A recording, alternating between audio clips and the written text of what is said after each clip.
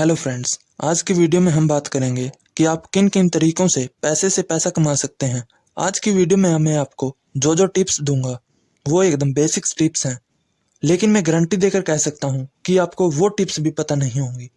क्यों? क्योंकि ये बातें ना तो सोसाइटी में आपको बताई जाएंगी और ना ही कोई बैंक बताएगा। तो आइए जानते हैं। वीडियो शुरू करने से पहले अगर आप चैनल पर नए हो तो चैनल को सब्सक्राइब कर लें। तो आइए जानते हैं कि आप कैसे अपनी सेविंग्स या इनकम से कैसे पैसे कमा सकते हैं। नंबर 1, देखिए आपने कितना पैसा कमाया ये मायने नहीं रखता, बल्कि ये मायने रखता है कि आपने कितना पैसा बचाया। मान लो कि आपने एक महीने में 50,000 रुपए कमाए और 60,000 रुपए आपने खर्च कर दिए, तो आपका क्या लगता है कि आप भविष्य में अमीर बन सकते हैं? तो आंसर है नहीं, कभी नहीं। बल्कि ऐसा करने से तो आप डेब्ट के जाल में और फंस जाएंगे।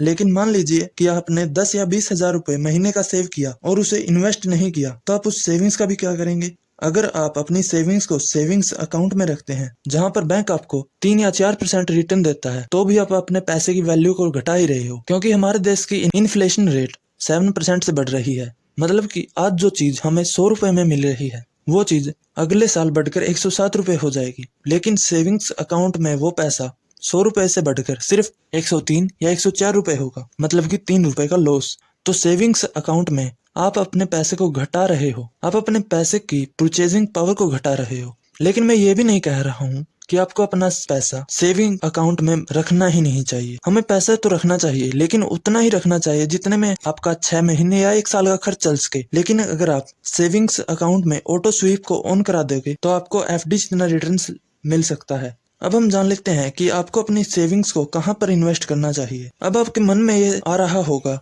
कि हमें स्टॉक्स में या फिर म्यूचुअल फंड में इन्वेस्ट करना चाहिए। मेरे हिसाब से ये सिर्फ एक ऑप्शनल है, आप इसमें इन्वेस्ट कर भी सकते हैं और नहीं भी। लेकिन ऐसे 2 प्लेस हैं इन्वेस्ट करने के जहां पर आपको डेफिनेटली इन्वेस्ट करना चाहिए और बाद में आप म्यूचुअल फंड्स या स्टॉक मार्केट की तरफ जा सकते हैं।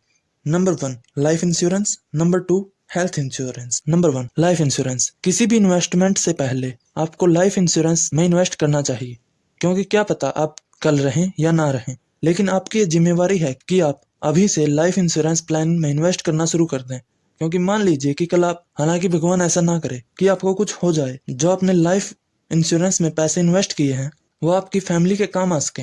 लेकिन अगर आप लाइफ इंश्योरेंस लेना चाहते हैं और आपको ये पता करना है टर्म लाइफ इंश्योरेंस सही है या एंडोमेंट पॉलिसी सही है, तो आप एक काम कर सकते हैं, आप हमारे चैनल को सब्सक्राइब कर सकते हैं, क्योंकि आगे एक डिटेल्ड वीडियो इसी टॉपिक पर आने वाला है कि आपको कौन सा पॉलिसी लेनी चाहिए और क्यों लेनी चाहिए। Number 2, health insurance.